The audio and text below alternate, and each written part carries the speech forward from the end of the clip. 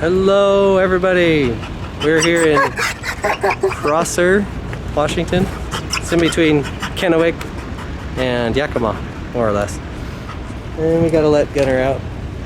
We're on our way to my parents' house, my mom's house, to pick up the MGTD that my dad used to drive. So, this is the trailer I'm using. We're gonna go pick it up, fix it up, and try and sell it. I'm gonna take Gunner on a walk right now, so see you in a minute. There's my cute family.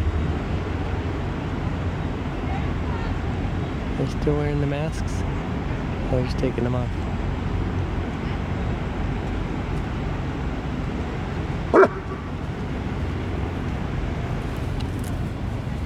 What are you barking at? What are you barking at?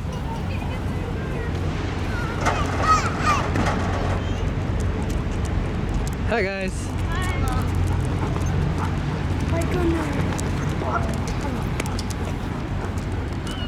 Was it scary in there? No. Other people wearing masks?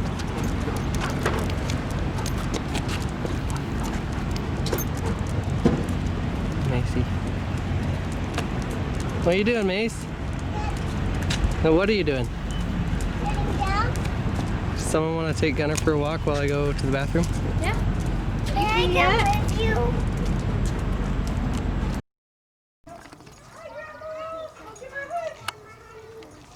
Shannon's here too. Good timing. How are you? Where are the boys? Yes. Boys! 1 second. Go see Daddy. You're recording. Go see Daddy. Go.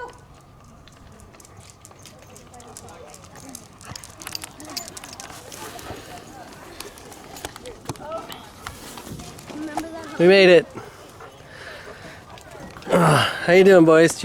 Did you survive? Yep. Struggling to walk, but good.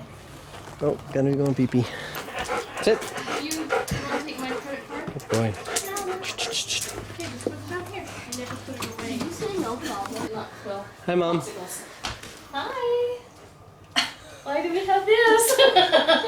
Because the austerity. He always brings it and forgets This is our video diary. Well, if we had some light. So we woke up at 3 o'clock Utah time. Spent just a little over 14 hours on the road, and we got here just before 5:30 Washington time. Jennifer took over in Washington so that I could rest a little bit, and Macy actually ended up throwing up twice during the trip, and one of them was during my nap, but I'm doing okay. So anyways, the reason we're here, well, one of the reasons, is to see Grandma Honey, of course, and then also to grab this car. Ta-da! 1951. My dad was proud that he found this license plate. It actually had the 1951 on it, right there. Anyways, original Washington plate. Didn't belong to this car, obviously, but he actually picked this car up in Provo when he was down there to visit me in college. He decided to buy this too. It was about 18 years ago when he did that. So we're going to try and get it started maybe tomorrow. Today I just need to relax after that long trip. But she's pretty.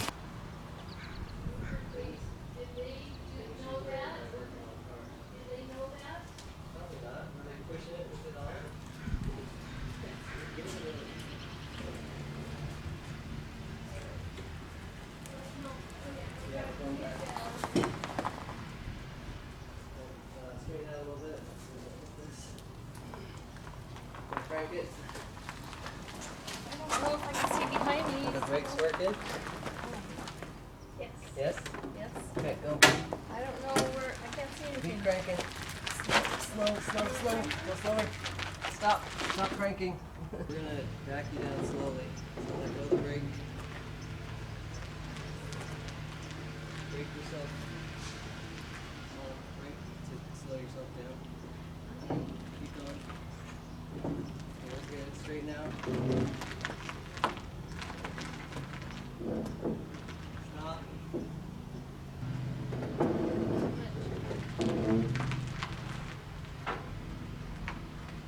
Roll me. Good. Yep, still. Stop.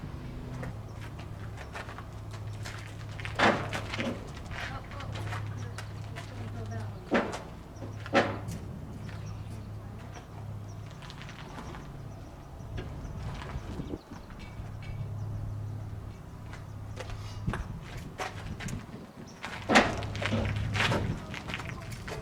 Still in, but okay. Push again. 1, 2. Let me stop.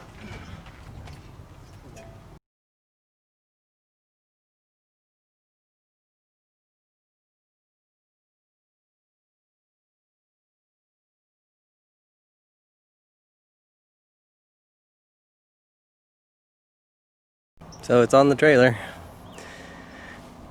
I tried starting it last night and it started right up, but I heard the fuel pump going, the electric fuel pump, and then it's got up to the pressure it needed to and stopped like it normally does, I believe. And then I started smelling varnish smell, so I turned the car off right away. I don't want that gumming up the engine or carburetor too much, so I'm just going to take it home and open the bowls up and clean those out, empty the gas tank, clean it out and fill it up with fresh fuel. I'm going to go with ethanol free. Fun times. I struggled a little bit there. The got a neighbor watching. Hi, neighbor. Forgot to bring a block with me on top of the trailer, so I was sitting there holding the car on the hill as it wanted to roll back, but I managed to make my way to the front and pull the emergency brake, the parking brake, and then I got in and just let it back down with gravity. Worked great. There, and welcome to Cars and Crafts. We got my dad's TD here. Trailered it down from Bremerton, Washington. That's where I was born and raised. And noticed as I was getting it running I drove it around and drove it to work, and it would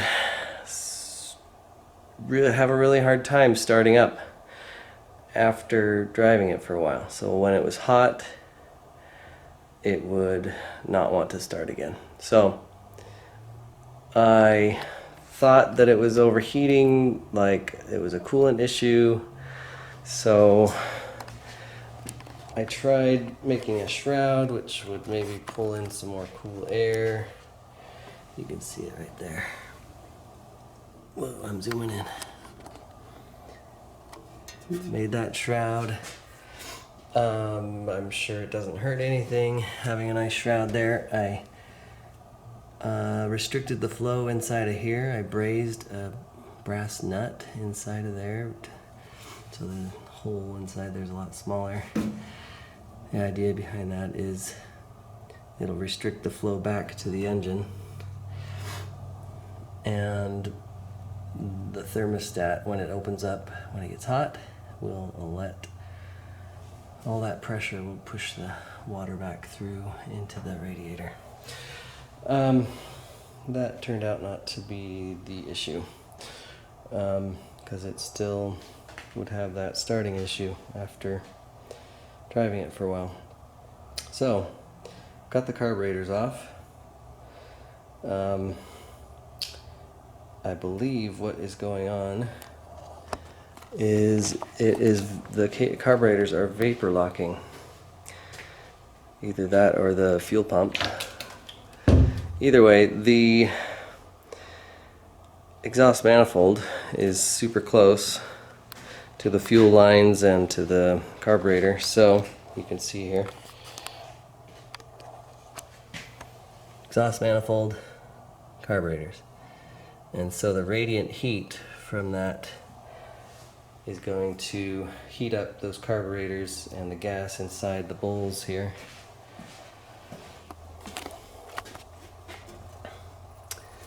And inside the carburetor body, down inside there, down here. Anyway, so that's going to get super hot. Any gas that's in there is going to immediately turn to vapor and cause sputtering problems. I've noticed even just driving it, when it's running hot, it sputters quite a bit when you try and start off the stop, when you're at a red light or whatever and you try and start again. So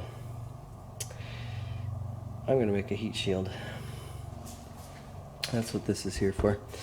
So I'm going to start out with cardboard template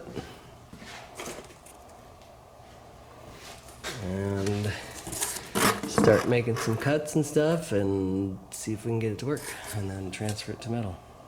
Okay, so I've worked on this for about 10 minutes and this is what I've come up with so far. The X's are the parts that are to be deleted. And then this dotted line is halfway. I'm going to cut it in half so that they can be inserted from the sides onto the carburetors. And so they'll go on top of this flange and the bolt will go through the hole, holding them in place on top and bottom. So that's how it's going to be. We'll see how it turns out. So this is how the template turned out. I did cut a little bit too far off the bottoms of these bottom circles here.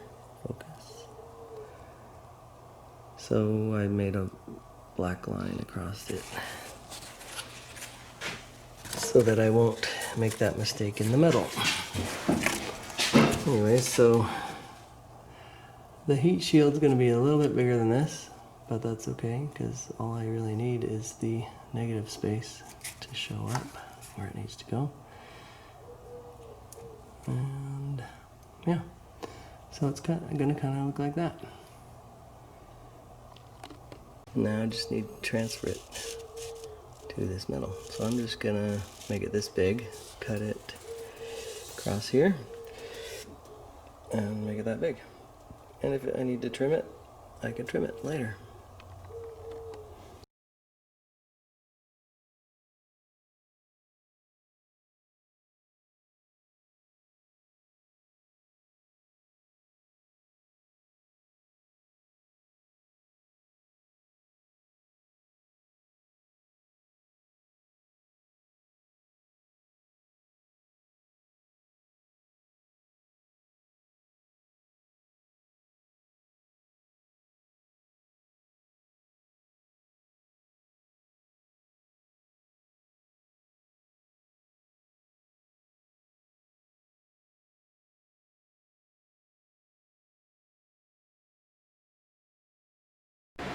Now we're ready to install it. I split it in half. So this one will go slide in like this. Well, that should do the trick. I had to make a few minor adjustments, little notches here for the throttle, on this side too. Throttle to make it clear of the heat shield. I mean, it doesn't look half bad. It looks like someone semi-professional did it. Anyways, Now I just need to hook the fuel back up, the choke, and the throttle. Oh, look at that. Found something. I'm gonna have to make a cutout here so that the throttle can swing up. Or maybe just bend it. I'll have to do both.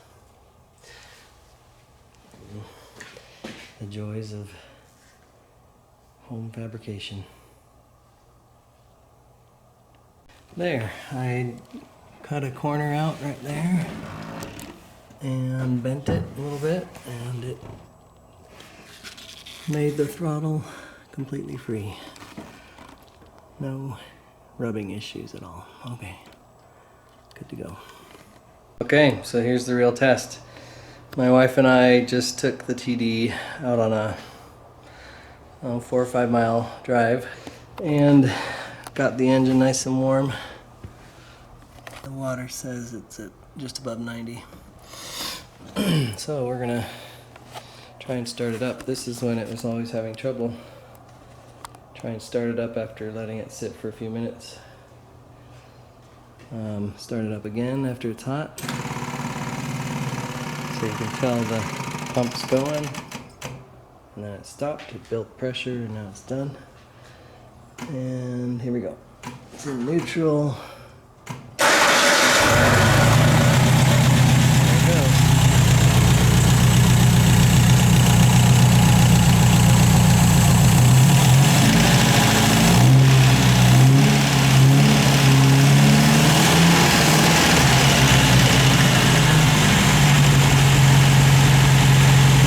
It worked. Heat shield worked. Let's see what the temperature is. Let's see. Heat shield says 103, 98, somewhere in there. 230 on the exhaust manifold. See if we can get it right here. 223, 200. About 230 up there as well. So that drops the temperature quite a bit. Nice. Very nice.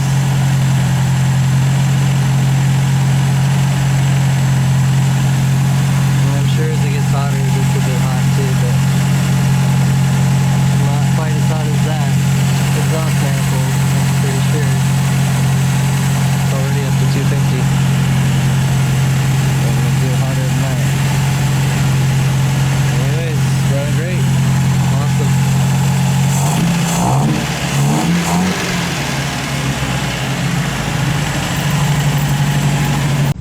Alright, so I tuned the carburetors. What's it called? Synchronized them, I guess. So they're pulling about the same amount of air at the same time, and so I also made the idle. It was going a little too high, so I brought it back down. I put some carburetor cleaner in the gas. Seems to have helped.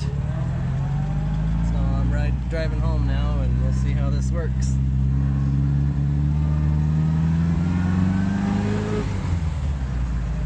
I've always been able to make it home. First time I drove, it sputtered a lot towards the end, but the more I've been working on it, the better it's been driving, especially towards the end. So that heat shield seems to have done the most good. Driving pretty well now. I really like driving it. I'll check in later. I'm a little more than halfway home, and it's running great. No signs of dipping idle. Idle staying firm at 1500. Oh, it's time to go already. Here we go.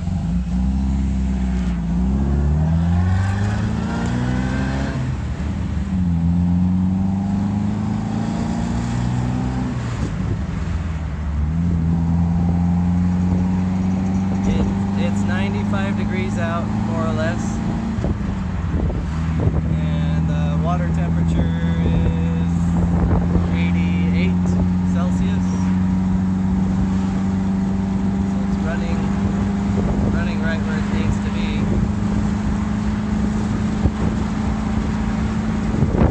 We'll see what it's like when I have to stop at a stoplight.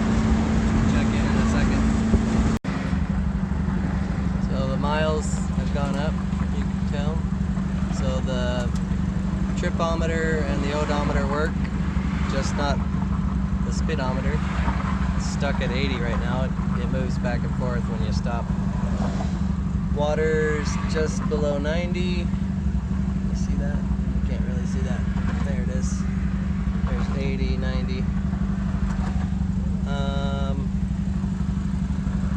Running at 1500 RPM. We'll see how it does off the when we start here. Alright, here we go. No sputtering off the line. It's nice.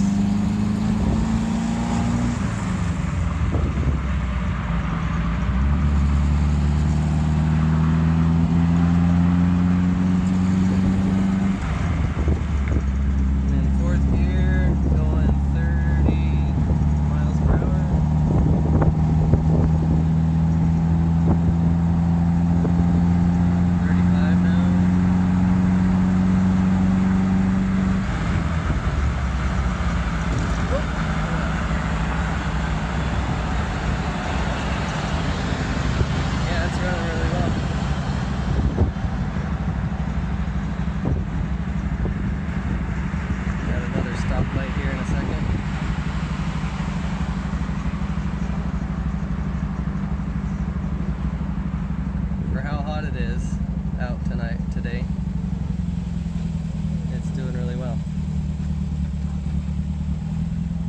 I'm happy. Just arrived home and she's still running great.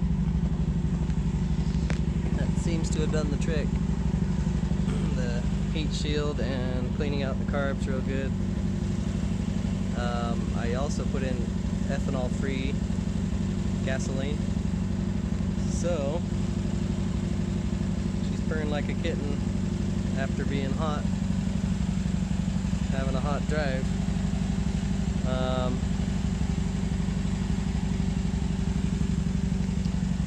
One thing I've noticed that helps a lot, if you're gonna start up very soon, or within 10 to 20 minutes of shutting down, you lift up the right side bonnet. You just open this up, let it air out, it'll start right up again.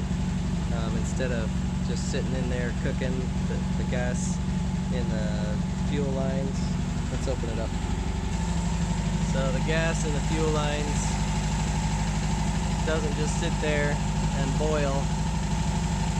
It has a chance to air out. You just let it sit like that while you're doing whatever you gotta do, shopping or changing diapers. You come back 10-15 minutes later and it's ready to start up again. There's these little, they're missing on this one, but I think they're like $7. Moss Motors. There's little buttons right there. Missing on this one, but top of the carburetor bowls. Just little brass buttons. Push down and let the fuel pump the gas in. That gets rid of the vapor lock, and you're able to start it up again. You got to be careful though not to flood the engine. Let it go and squirt out the top. It'll put too much gas in and you flooded it. So even if that happens, it only takes a little bit to get started. So there you go.